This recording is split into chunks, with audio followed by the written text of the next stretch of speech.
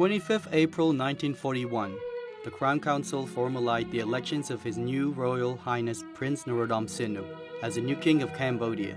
On 3rd May 1941, the ceremonies of investitures of His Majesty King Norodom Sihanouk Boroman took place, following the rites of the Cambodian court.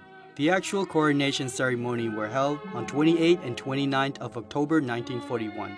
Cambodians warmly welcomed their new king because of his youth, as they considered it a good omen to have a king aged only 19 years.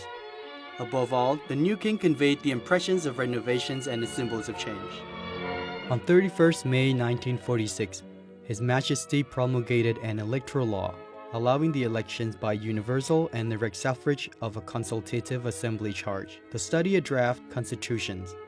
Elections were held in peaceful atmosphere in September 1946, and the new constitutions of the Kingdom of Cambodia was promulgated on 6 May 1947.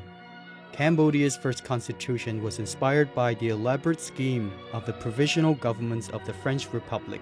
It contained the principal and necessary stipulations to make the constitutional monarchy a democratic institution.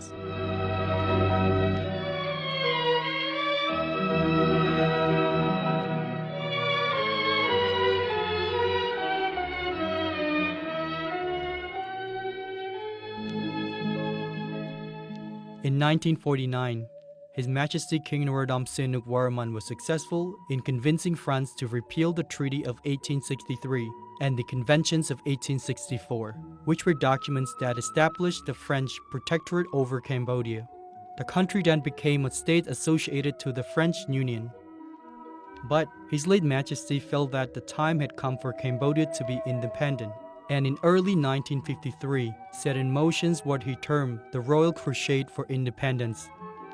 His Majesty chose negotiations rather than armed conflict to secure Cambodia's independence, which he felt was the only way to obtain the withdrawals of French from Cambodia's territory while preserving friendship with the French Republic. On 9th November 1953, France agreed to grant full independence to the kingdom, and the following year Cambodia participated in the Geneva Conference on Indochina as a fully independent nation. After obtaining independence for Cambodia, His Majesty felt that the monarchies had to become even closer to the people and to link the populations of Cambodia to the conceptions of government that would blend together the old traditions with social and economic reforms. To achieve this aim, His Majesty abdicated the thrones on 2nd March 1955, as he felt that his duty as a ruling monarch had to come to an end with Cambodia's attainment of independence and that another task was awaiting him. With the above in mind, His Majesty established the Sangkum Rih Niyom as the mechanism, allowing His Majesty to create and maintain national unity, the solutions of social problems, and the promotions of a genuine democratic system.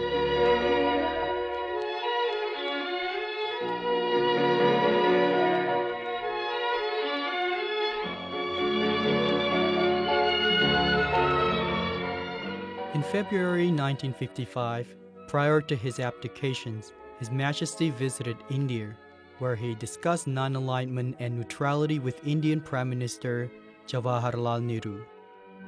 And in April 1955, at the first Afro-Asian Summit Conference in Bandung, he announced Cambodia's intentions to follow a policy of neutrality in her international relations.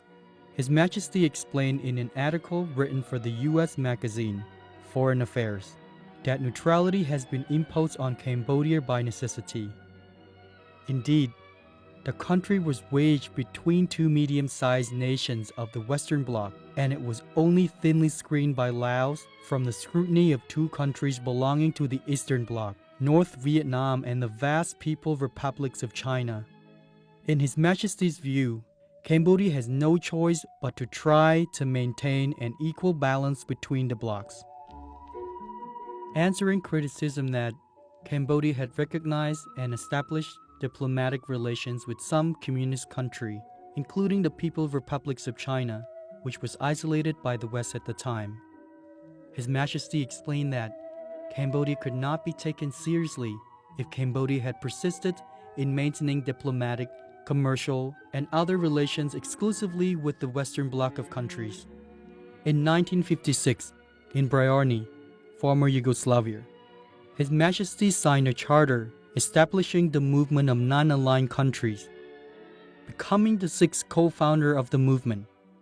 His Majesty signed charter together with Prime Minister Jawaharlal Nehru of India, President Sukarno of Indonesia, President Jamal Abdel Nasser of the United Arab Republic, Egypt, President Kwame Nkrumah of Ghana, and President Joseph Broz Tito of the Socialist Federative Republic of Yugoslavia. Cambodia formally adopted neutralities on 4th November 1957 by a royal crown unanimously approved by the National Assembly and Council of the Kingdom and signed and proclaimed by His Majesty King Norodom Sihanouk. The law was based on the declarations issued by the Cambodian delegations to the Geneva Conference on Indochina on 20th July 1954.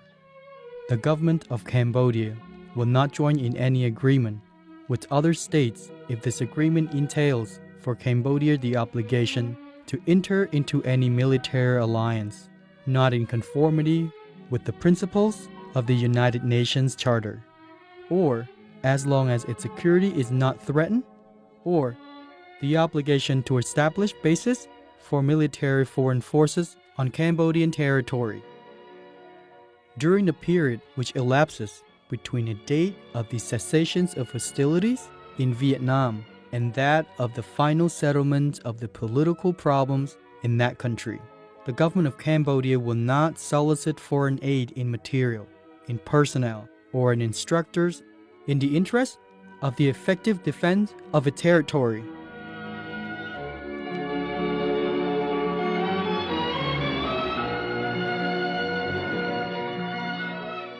In 1959, Cambodia filed a complaint against Thailand in the International Court of Justice for its occupations of a piece of Cambodia territory surrounding the ruins of the Temple of Previhir, which was a sacred place of pilgrimage and worship of Cambodians. Cambodia asked the court to declare Cambodia's territorial sovereignty over the temple, and accordingly find that Thailand was legally obligated to withdraw the armed detachment stationed there since 1954.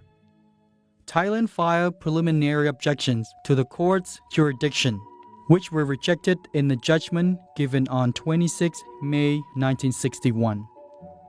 In its judgment on the merits, rendered on 15 June 1962, the court noted that a Franco-Siamese Treaty of 1904 provided that, in the area under consideration, the frontier was to follow the watershed line, and that a map based on the work of a mixed delimitation commission showed the temple on the Cambodian side of the boundary. Thailand asserted various arguments aimed at showing that the map was not a legally binding document. One of its contentions was that the map had never been accepted by Thailand, or, alternatively, if Thailand had accepted it, it had done so only because of a mistaken belief that their third border corresponded to the watershed line. The court found that Thailand had indeed accepted the map and concluded that the temple was situated on Cambodian territory. It also held that Thailand was under an obligation to withdraw any military or police force stationed there and to restore Cambodia any objects removed from the ruins in 1954.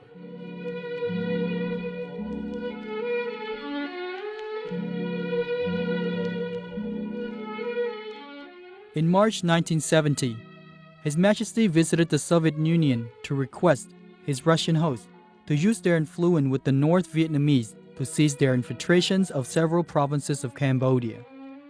During this visit, demonstrations in Phnom Penh got out of hand. The demonstrations caused the sacking and the burning of the North Vietnamese and the Provisional Revolutionary Government of South Vietnam diplomatic missions in Phnom Penh.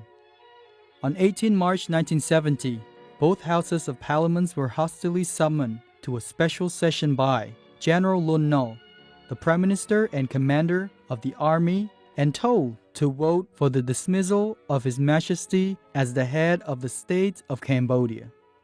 His Majesty was leaving Moscow for Peking when he was informed about the vote of the parliament, which he rejected. His Majesty decided to stay in China and lead the struggle of the Cambodian people against Lon Nol and his foreign sponsors. From January 1979 onward, His Majesty the King Father dedicated all his effort to achieve peace and independence for Cambodia from foreign intervention. He initially wrote 3 letters to the Vietnamese Prime Minister, which included Phair's proposal for a negotiated settlement of the conflict between Cambodia and Vietnam. The letter remained unanswered. In March 1981, His Majesty found Phon Simpek, which provided him with a platform to continue political and diplomatic actions. These were very difficult years for His Majesty the King Father as friendly countries, which had supported him after Lon Nol's coup, now sided with Vietnam, and the USAs and ASEAN, which had been against the Phong and Krong from 1970 to 1976, worried about the Vietnamese expansionism. They now support His Majesty. His Majesty never changed his aims, which were free elections under the international supervision, the disarming of all Cambodian factions, and the establishment of an international peacekeeping force in Cambodia.